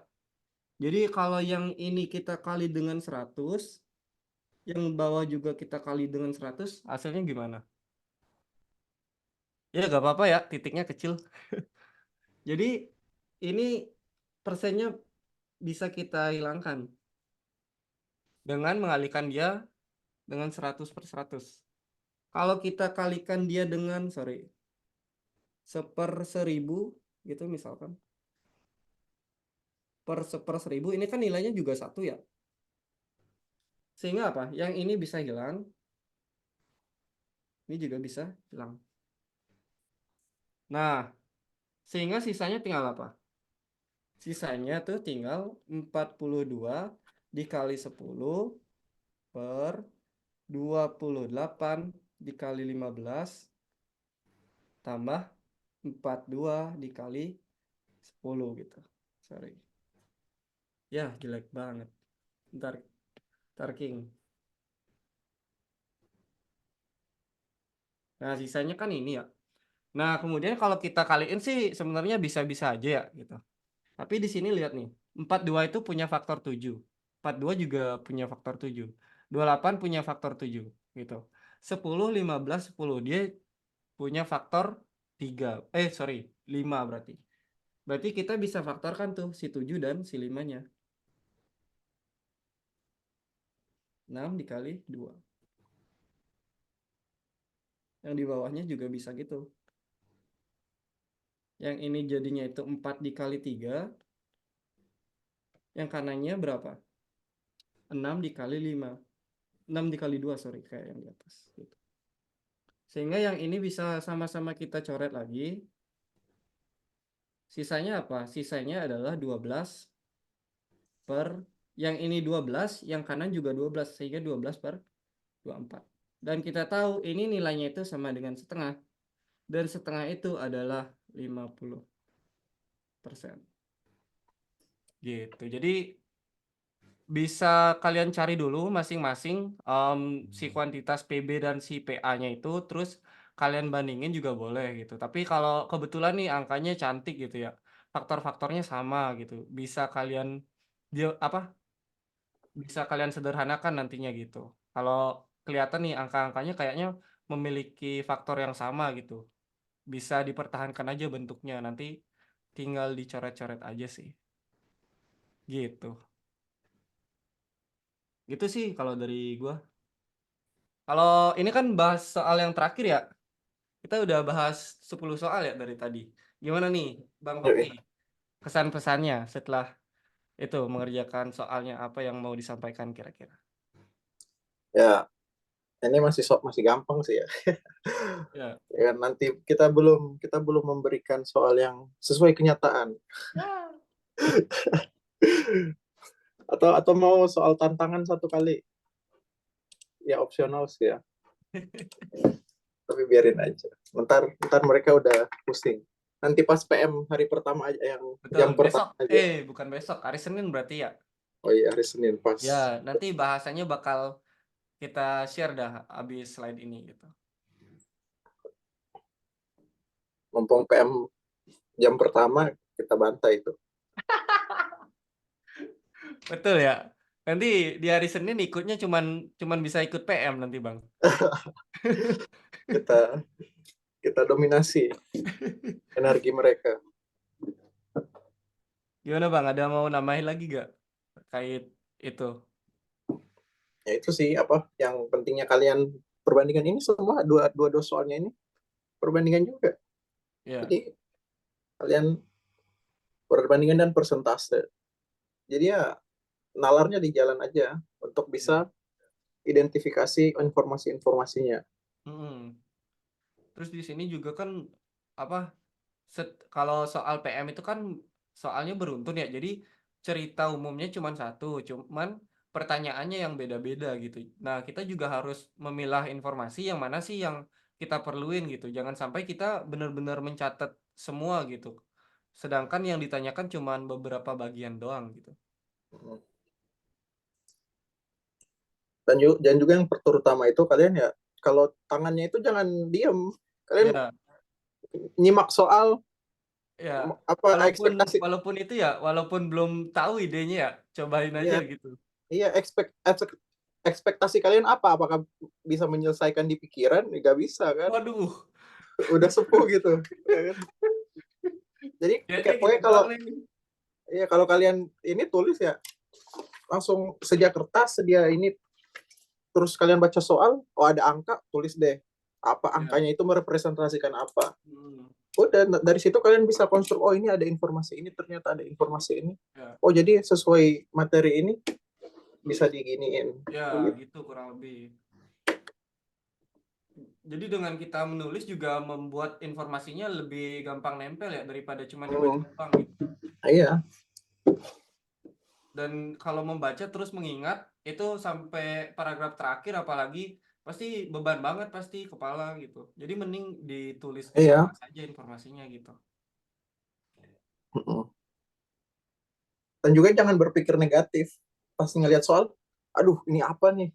Jangan kayak gitu. Tapi Pas lihat sumpah bang, soalnya langsung. gua kalau Tuh, ngerjain PM waktu SNBT tahun lalu gitu tuh. iya, Waduh, pokoknya kan ini apaan buang-buang. tuh yang bakal ditanya ini gitu. Mm-mm. Soalnya ya itu apa? Karena konteksnya kehidupan sehari-hari jadi bisa apa aja konteksnya gitu. Iya. Bisa fisika, terus bisa kimia, bisa sosum juga ya dari itu pertumbuhan penduduk lah gitu. Sedangkan kalau PK kan udah dibatasin gitu konteksnya. Bahasnya materi apa gitu. Jadi lebih apa? Pikirannya bisa lebih fokus gitu.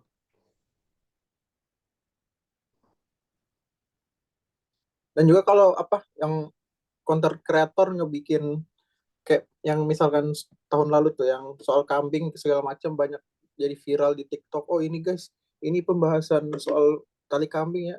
Ya itu sebenarnya gak guna karena emang ya yang berguna yang apa andil yang apa ya berpengaruh di ngerjain soal kambing itu ya logika orang Ya, yang ngerjain. betul. Mau kalian ngeliat oh pembahasan oh jadi ternyata gini gini stepnya gini gak ada, bahkan gak ada soal tali-tali kambing yang atau yang serupa di PM kemarin. Ya, harus itu sih kalau belajar dari pengalaman kemarin ya apa harus pintar-pintar manage energi kita juga gitu. Jangan sampai kita bacanya aja udah lelah gitu. Iya. Kalau gue kemarin gitu tuh bahasa Indonesia kan PM terakhir gitu. Bahasa Indonesia, wah anjir, baca aja banyak banget. Sama bahasa Inggris, kan tahu kan bahasa Inggris gue kayak Iya gimana. buset. Terus yang terakhir PM, wah udah dah, udah kemana-mana pikiran gitu. Ya itu aja sih kalau mau sukses di PM, rajin-rajin baca buat fokus. Jadi biar apa ya biar nggak terlalu capek gitu ketika kita baca banyak gitu itu sih yang gua pelajarin kemarin tuh jadi waktu PM subtes terakhir udah bener-bener habis energi buat baca tuh. Dan juga kalau yang banyak yang ngeluh tapi gue capek baca obat fokus ini ketiduran ngantuk, dihabisin sekarang aja itu ketiduran, ngantuk dan Iya, capeknya. betul. Pas Emang harus ujian ya dipaksa sih kalau iya, gue juga nggak ada cara lain. jujur literasi gue kurang banget. Tapi tetap gue paksain gitu. Ngerti gak ngerti, baca aja dulu gitu. Pasti ada aja yang ngerti gitu. Karena ya kan kalau obat fokus tuh konteksnya macam-macam dan gak semua kita familiar gitu. Mm. Jadi Inti dari obat fokus itu ya kalian eh, menangkap banyak informasi dalam waktu singkat itu aja, dan hmm, juga latihan membaca. ya.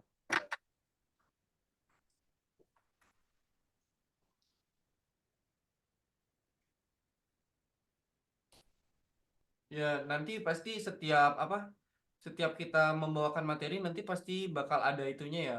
Apa latihan soalnya gitu. Jadi bukan bahas materi doang gitu. Jadi lebih ke penerapannya karena jujur yang sulit itu bukan memahami materinya kalau di PM tuh, tapi ya gimana ngidenya sih yang sulit gitu.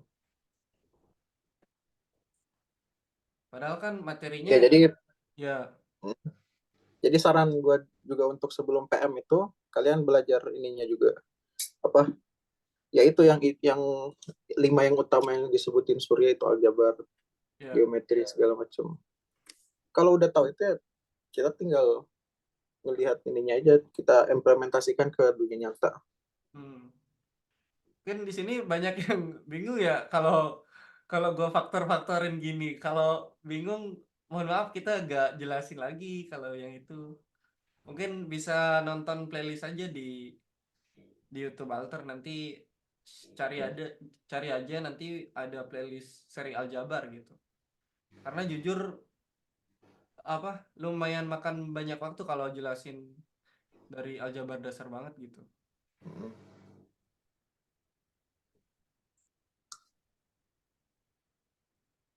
Gimana nih? Bisa lanjut gak buat share materinya, Bang? Yes. Oke. Lah, contoh soal kan udah ada gak sih?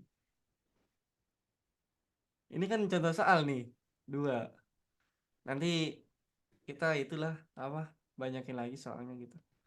Nah, materinya sih sedikit ya. Dan ini tuh gue nyusun materinya, gue sama Bang Faki itu referensinya dari yang pertama web simulasi itu baik dari 2023 dan 2024 dan disusun juga berdasarkan soal-soal SNBT yang katanya bocor kemarin gitu. Jadi gue sih sebenarnya agak percaya gak percaya ya terkait soal bocoran tuh gitu. Tapi berdasarkan itu kita nyusun materi ini dan materi ini tuh disusunnya bukan berdasarkan kepentingan itu ya pemahaman tapi berdasarkan em, mana sih yang paling sering keluar gitu ya. Nah, yang pertama itu ada interpretasi data yang nomor dua tadi tuh. Jadi ada tabel, diagram batang, dan diagram lingkaran gitu. Kalau tabel kan gampang ya, kalian juga pasti sering gitu baca tabel gitu. Tabel kan tinggal dilihat aja baris sama kolomnya gitu. Diagram batang juga kayaknya gampang, tinggal lihat ketinggian si diagramnya doang gitu. Nah, yang sulit itu diagram lingkaran gitu karena di dalam diagram lingkaran ini si datanya bisa disajikan dengan persentase kayak tadi dan dengan sudut lingkaran ya Bang.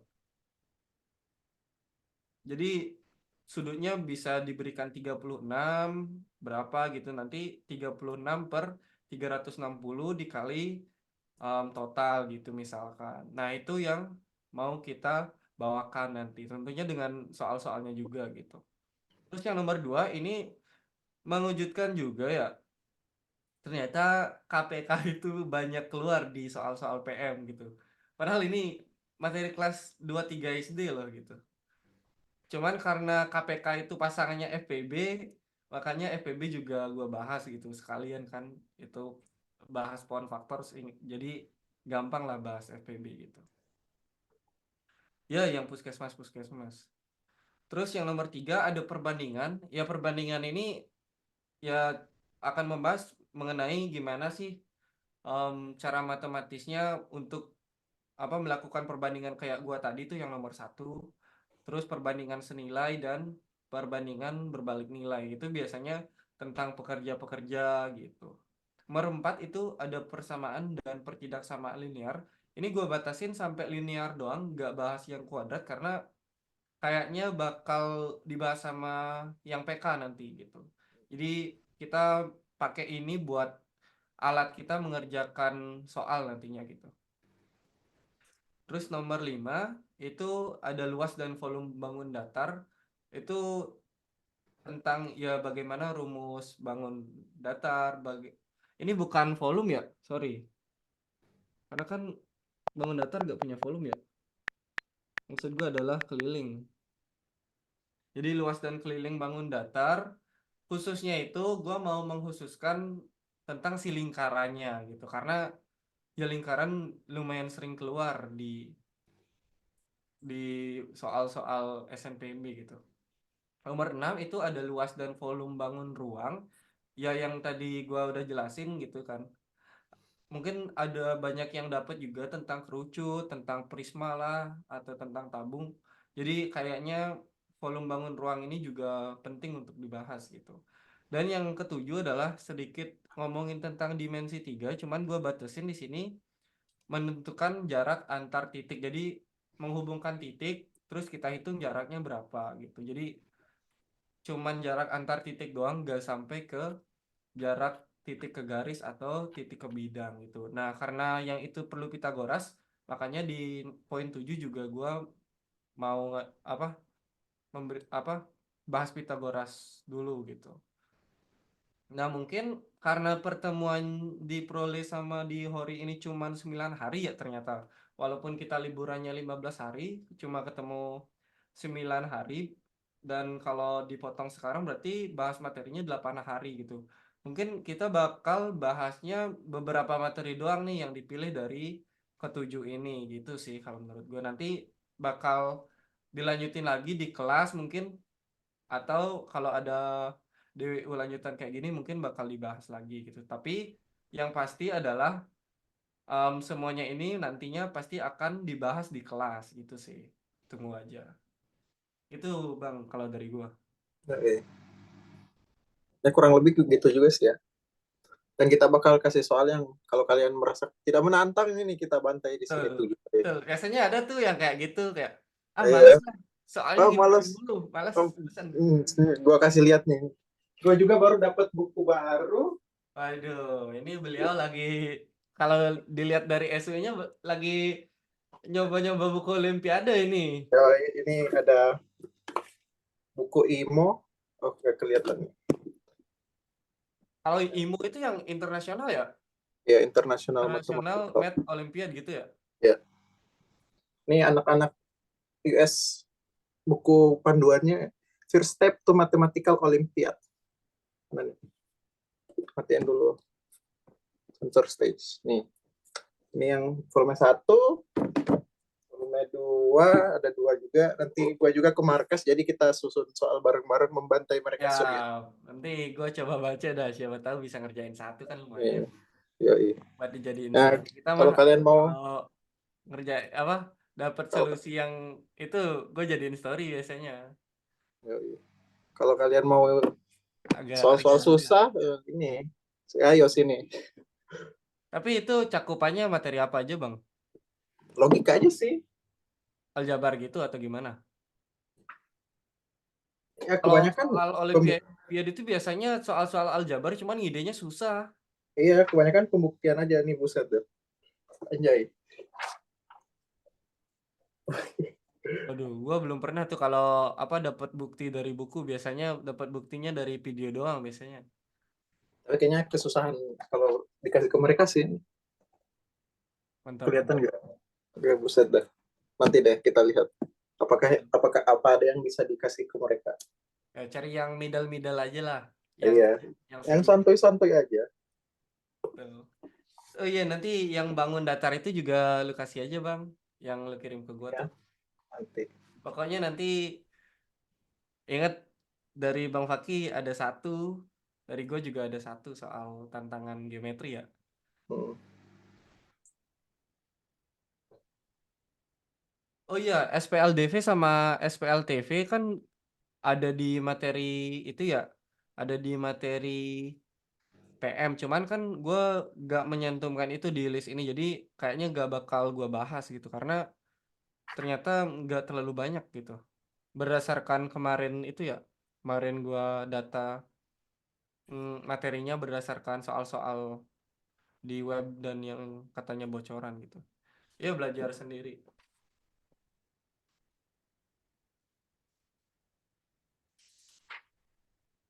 Himpunan masuk PM atau PK? Masuk PK sih kalau himpunan mah. Tapi himpunan itu lumayan bukan lumayan penting, penting banget malah. Jadi kalau kalian mau belajar peluang kan, peluang majemuk di kelas 12 tuh harus belajar pencacahan dulu gitu.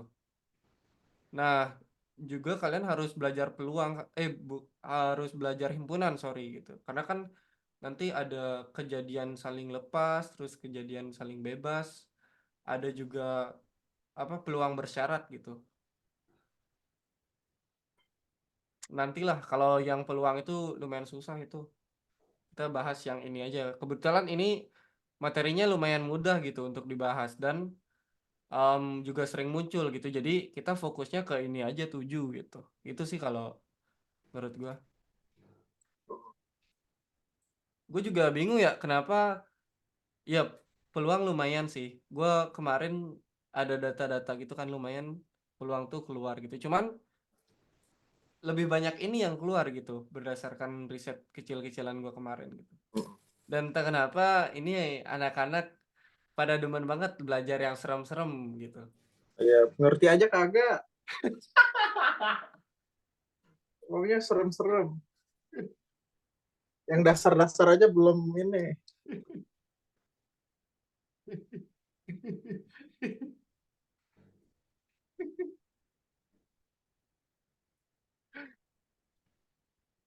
Tuh, karena udah selesai gue stop aja dah itunya recordingnya.